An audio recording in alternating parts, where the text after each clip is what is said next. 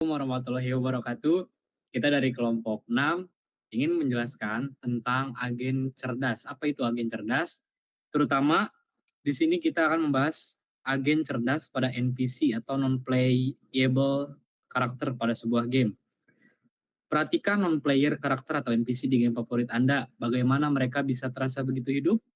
Mereka berlari mencari perlindungan, menyerang dengan taktik, atau bahkan berdagang sesuai harga pasar.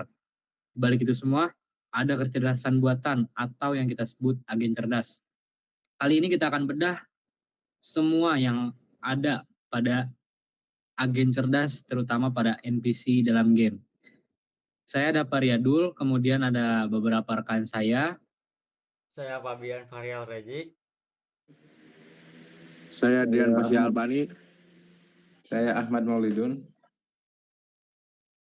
Oke, selanjutnya yang pertama ada definisi yang akan dijelaskan oleh Drian.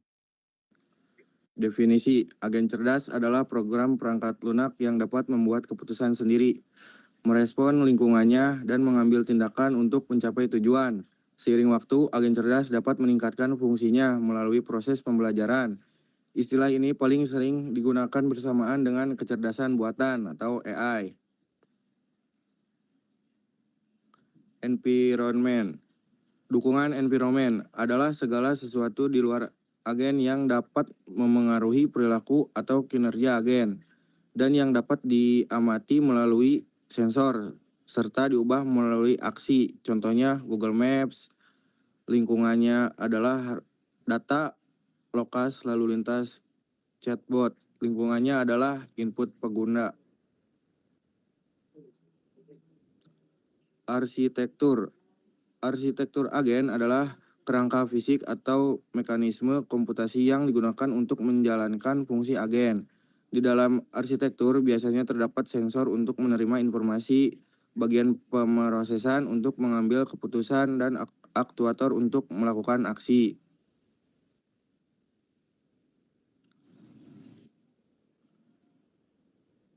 Agen function adalah konsep yang menentukan bagaimana agen merespon setiap persepsi dengan memilih aksi yang sesuai.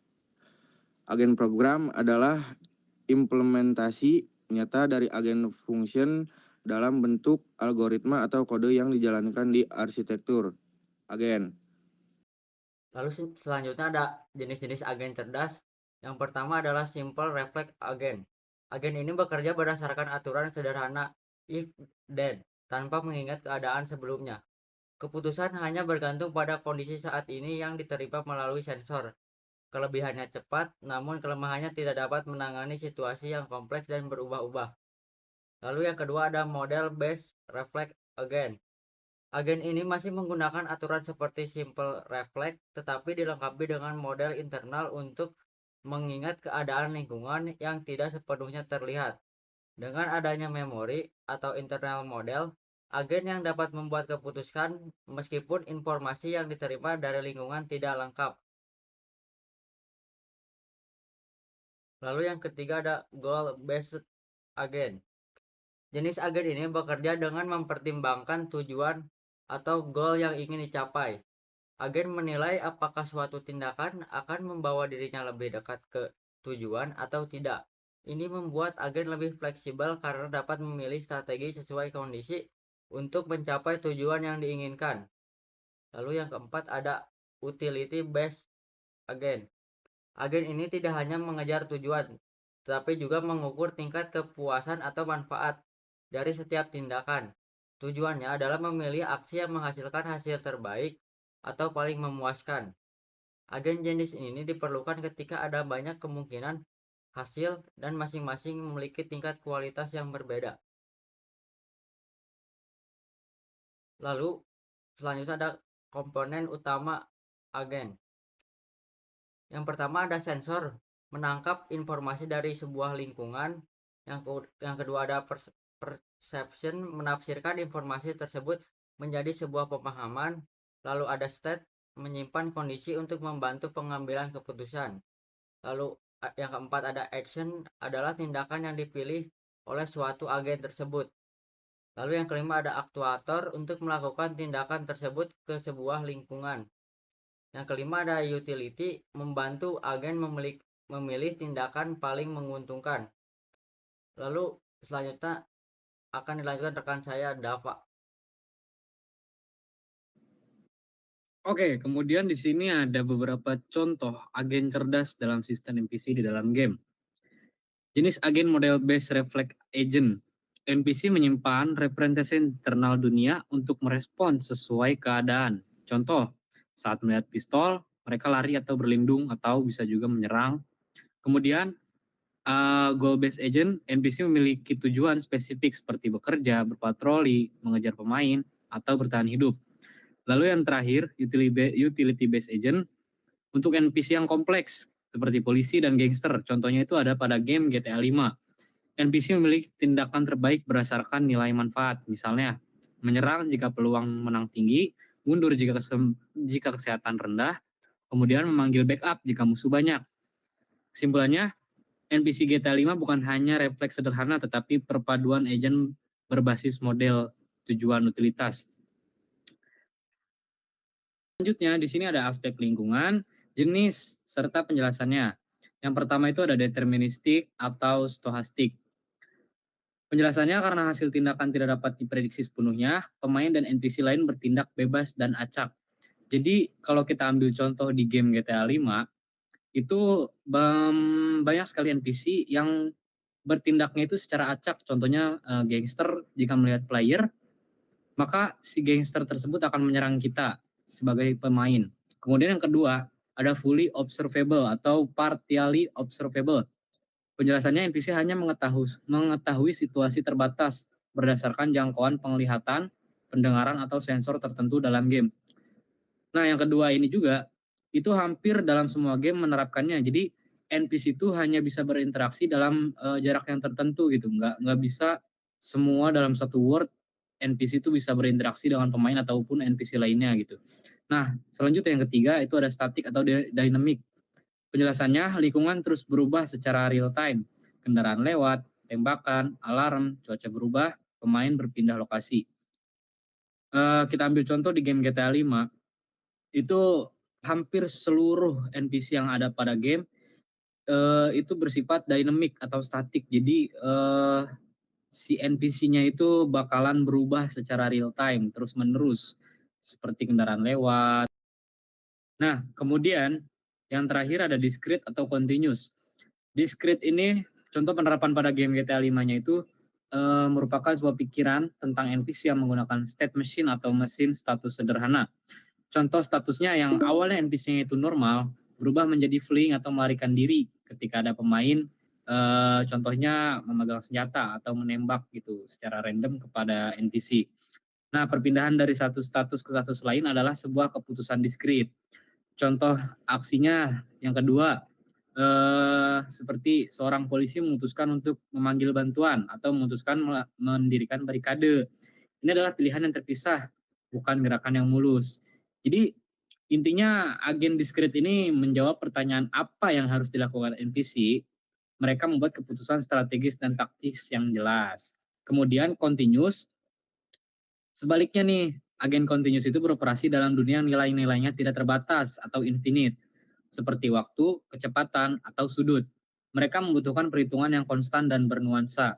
Contoh penerapannya pada game GTA 5, itu agen continuous menjawab pertanyaan bagaimana NPC mengeksekusi aksi mereka secara realistis. Jadi, untuk yang bagian continuous ini tuh intinya bakal membuat si game itu terlihat tidak kaku atau lebih realistis. Contohnya di sini, saat polisi mengejar pemain, NPC polisi mengejar pemain, mereka tuh harus menghitung sudut setir. Misalnya 10 derajat ke kiri kah, atau berapa derajat ke kiri, dan besar tekanan gas. Misalnya si pemain bawa mobilnya tuh pelan, jadi si NPC-nya juga mengikuti misalnya 85% dari tenaga maksimal secara terus-menerus agar mobil mereka tuh bermanuver mulus di tikungan. Ini adalah nilai-nilai real number yang tidak terbatas. Contoh pada fight ketika NPC menembak pemain yang bergerak, mereka tidak hanya menembak ke arah pemain, tetapi mereka juga menghitung proyeksi peluru dan sudut bidikan yang tepat. Jadi mereka tuh nggak asal nembak gitu loh. Terus menyesuaikan bidikan setiap milidetik. Jadi seperti yang saya bilang tadi, NPC itu seakan-akan sangat realistis gitu. Jadi contohnya yang pada fight ini mereka tuh menembak tuh nggak asal nembak gitu. Jadi per detik tuh dia bakalan menyesuaikan kembali bidikannya kepada pemain gitu. Intinya agen continuous itu memastikan gerakan di GTA 5 tidak terlihat kaku, tapi terlihat realistis dan mulus. Next.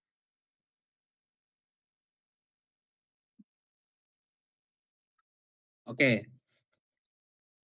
Nah, jadi kesimpulannya itu ada seperti ini, contoh lingkungan NPC pada game GTA 5 ya. NPC itu harus merespon berbagai elemen lingkungan seperti keberadaan pemain dan senjata, suara tembakan atau suara langkah kaki, lalu lintas kendaraan, NPC lain, benda atau rintangan, cuaca dan waktu, serta event-event random itu di GTA itu banyak sekali ya.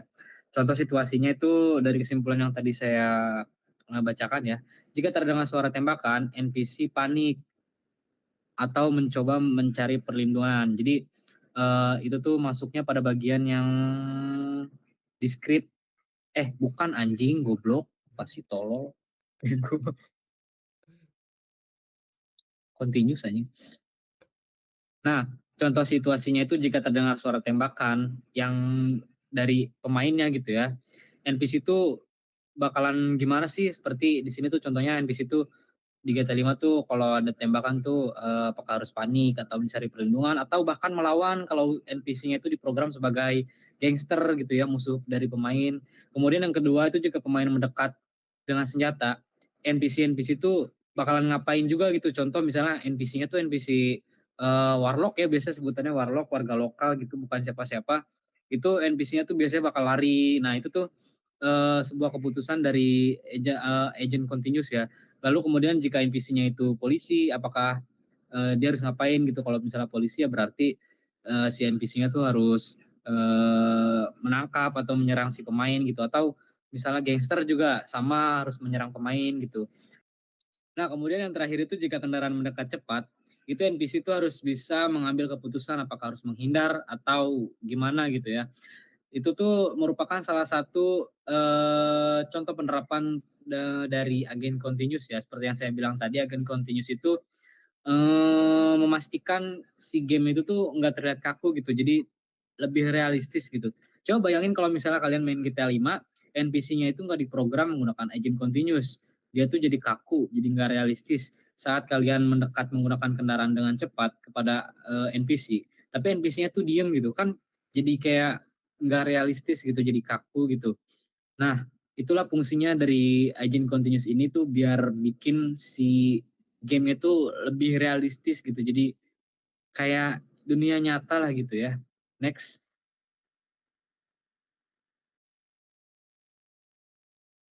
Siapa nih? Ini Aingnya. Oh, ya. Kemudian ada cara agen mengambil keputusan yang akan dijelaskan oleh Ahmad Maulidun. Silakan. Oke, baik dari pembahasan yang tadi Dapa bilang ya. Ini ada cara agen mengambil keputusan, yaitu tahapan keputusan NPC itu pertama menggunakan sebuah persepsi. Nah, si agen ini menerima input dari lingkungan atau penglihatan suara dalam lingkungan game itu sendiri gitu. Nah, contohnya itu seperti di sebelah kanan diagramnya. Si agen cerdas ini dia akan menerima sebuah persepsi, lalu dia akan mengirimkan tuh ke sebuah sensor, dia lalu menggunakan kondisi pengambilan keputusan, lalu akuator akan melakukan aksi. Nah, yang kedua mengevaluasi kondisi. Nah, kondisi ini dia masuk ke dalam sebuah kondisi, yaitu memori atau status. Dan yang ketiga adalah memproses logika, yaitu memproses logika itu dalam mengambil keputusan. Serta yang kelima menjalankan tindakan, yaitu masuk ke dalam akuator. Contoh sederhananya itu adalah NPC mendengar tembakan, lalu menilai bahwa itu adalah bahaya, serta memilih untuk lari dan menjalankan animasi kabur. Next, masuk ke dalam sebuah kondisi dan proses logika dan seterusnya adalah memasuk dalam sebuah akuator itu sendiri. Serta contoh sederhananya adalah NPC mendengar tembakan Lalu AI menilai bahaya dan memilih untuk lari dan menjalankan animasi kabur. Next. Sensor dan aktuator NPC. Sensor yang digunakan adalah vision ray gaze, yaitu penglihatan, serta sound sensor yaitu pendengaran, dan proximity itu sensor jarak. Serta collision sensor adalah sensor tabrakan. Dan world state sensor adalah data cuaca atau waktu dan event.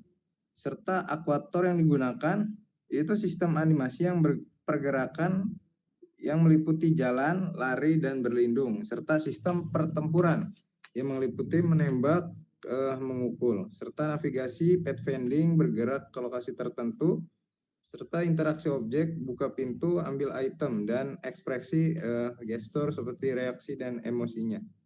Next. Adapun kelebihan dan kekurangan agen cerdas sistem NPC dalam game ini, yaitu kelebihan yang pertama adalah dunia game terasa realistis dan hidup. NPC dapat merespon situasi dinamis dan meningkatkan pengalaman gameplay, dapat digunakan untuk banyak NPC. Adapun kekurangannya, membutuhkan komputasi yang lebih besar atau penyimpanan yang lebih besar, serta perilaku bisa tidak stabil atau bug atau glitch. Balancing AI menjadi lebih sulit, semakin banyak NPC maka semakin berat research. Oke, next.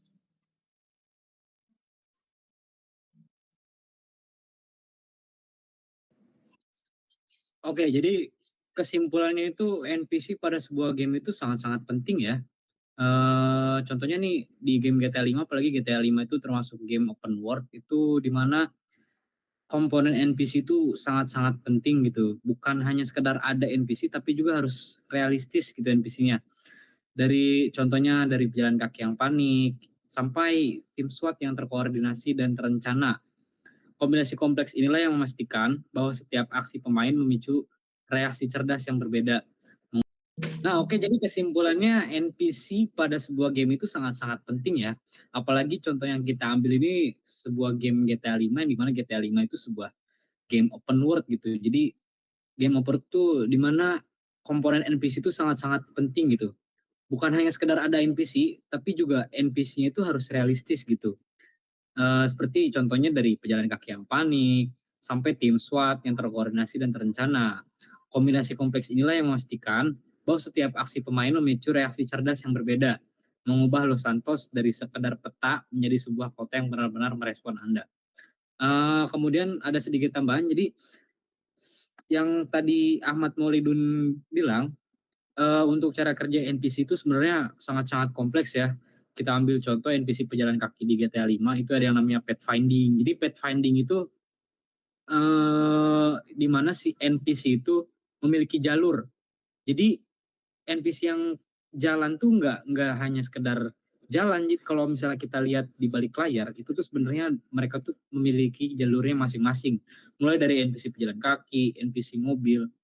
Nah, lalu bagaimana kalau misalnya si jalurnya tersebut terhalang oleh sesuatu objek? Nah, itu juga sesuatu hal yang wajib diperhatikan ya.